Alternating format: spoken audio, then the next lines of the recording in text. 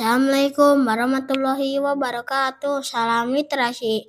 Perkenalkan, nama saya Fatanugraha Putra Ramdhani, peserta literasi SDN Sayang, Kecamatan Ibun, Kabupaten Bandung. Pada tantangan bulan April ini, saya akan mewawancari seorang yang bekerja di BMKG. Selamat pagi, Pak. Pagi, Dengan Bapak siapa? Bapak Hendy Firmansyah. Benarkah Bapak bekerja di BMKG? Ya, Bolehkah saya mengajukan beberapa pertanyaan kepada Bapak? iya boleh. Sejak kapan Bapak bekerja di BMKG?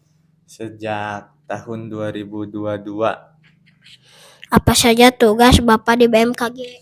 tugas di BMKG adalah saya sendiri sebagai teknisi, jadi melakukan pemeliharaan terkait peralatan gempa bumi dan tsunami.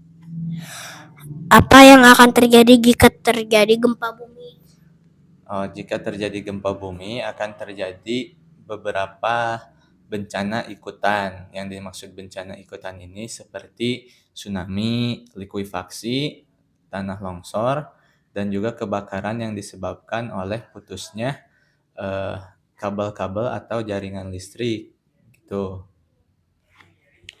Siapa saja yang terdampak oleh bencana gempa bumi dan tsunami? Yang terdampak oleh bencana gempa bumi dan tsunami itu yang pastinya adalah masyarakat di sekitar daerah terjadinya bencana. Untuk masyarakat tersebut seperti ya warga-warga masyarakat kita, karena apalagi di wilayah Indonesia ini kan rawan terhadap kejadian bencana gempa bumi dan tsunami gitu. Untuk bencana tsunami sendiri itu orang-orang yang terdampak langsungnya adalah orang-orang yang tinggal di daerah pesisir pantai gitu. Kapan kita harus mulai bersiap jika BMKG memprediksi akan terjadi gempa bumi dan tsunami? Sebenarnya karena kita tinggal di daerah rawan gempa bumi dan tsunami, kita harus selalu bersiap. Setidaknya kita harus membekali diri kita dengan ilmu yang bisa menyelamatkan diri kita ketika terjadi gempa bumi dan tsunami. Untuk jika BMKG memprediksi tsunami ya, karena kalau gempa bumi itu tidak bisa diprediksi. Kalau BMKG memprediksi tsunami, kita harus segera bersiap. Misal, ketika terjadi gempa bumi, kita harus bersiap siaga dengan melindungi diri kita. Kita harus misalnya kita kita harus bersiap siaga dengan melakukan prosedur-prosedur penyelamatan diri sendiri, seperti ketika terjadi gempa bumi kita harus keluar dari gedung gitu, kita harus keluar dari rumah menuju ke tempat terbuka. Ketika kita berada di gedung tinggi, kita harus menuju ke pojok ruangan, karena biasa pojok ruangan itu disebut dengan segitiga kehidupan gitu. Seperti itu. Lanjut.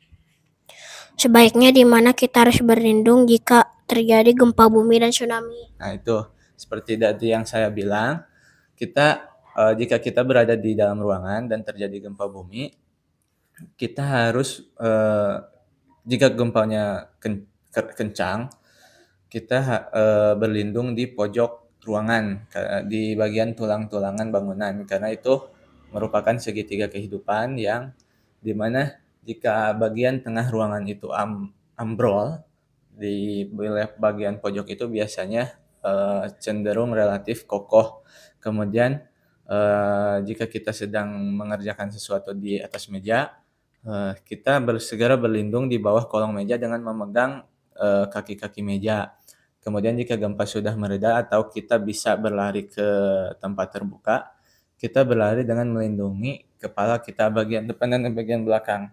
Karena bagian kepala itu sangat fatal jika tertimpa reruntuhan, kita bisa tidak sadarkan diri. Kemudian jika kita berada di dalam kendaraan, kita harus segera menghentikan kendaraan kita dan berada di luar kendaraan. Itu untuk gempa bumi. Dan kalau untuk tsunami sendiri, jika kita berada di daerah pesisir pantai, kita harus segera berlari menjauh daerah pesisir pantai menuju ke dataran yang lebih tinggi. Kemudian jika kita berada di tengah lautan atau di dalam kapal, kita harus menuju ke tengah-tengah lautan supaya kita tidak terdampak gelombang yang lebih besar, karena tsunami itu sendiri semakin menuju daratan, maka gelombangnya akan semakin tinggi begitu. Mengapa kita harus selalu waspada terhadap bencana gempa bumi dan tsunami? Untuk bencana gempa bumi dan tsunami, kenapa kita harus selalu waspada? Karena kita berada di Indonesia ya. Ke Indonesia ini rawan terhadap kejadian gempa bumi dan tsunami. Kenapa? Rawan terhadap gempa bumi karena Indonesia berada di pertemuan 3 lempeng tektonik aktif dunia, yaitu lempeng Indo-Australia, lempeng Eurasia, dan lempeng Pasifik. Sementara kenapa kita rawan tsunami? Karena di antara pertemuan 3 lempeng tadi kan kita jadi rawan gempa bumi, dan sementara gempa bumi ini bisa mengakibatkan tsunami apabila terjadinya di bawah laut atau kekuatannya besar gitu. Dan Indonesia sendiri itu kan negara kepulauan, jadi banyak sekali lautan di wilayah Indonesia. Jadi ya dua-duanya ini rawan terhadap gempa bumi maupun tsunami gitu. Bagaimana cara BMKG memperingatkan masyarakat jika terjadi tsunami? Jika terjadi tsunami, BMKG itu memiliki aplikasi ponsel bernama Info BMKG yang bisa di-download semua orang. Jadi semua orang bisa mendapatkan info peringatan dini tsunami di situ. Selain itu, BMKG juga selalu berkoordinasi dengan pemerintah daerah setempat, kemudian dengan BPBD, TNI, Polri, dan stakeholder lainnya yang dapat menyebarluaskan informasi diseminasi peringatan dini tsunami dari BMKG. Selain itu juga di setiap pesisir pantai beberapa daerah itu BMKG juga memiliki peralatan yang bernama sirine tsunami, itu untuk memperingatkan masyarakat di wilayah sekitar pesisir apabila terjadi tsunami. Mungkin cukup sekian pertanyaan dari saya dan saya ucapkan terima kasih atas waktunya. Ya, sama-sama. Demikian wawancara saya dengan Bapak Hendy Firmansyah selaku petugas di BMKG Indonesia. Wassalamualaikum warahmatullahi wabarakatuh.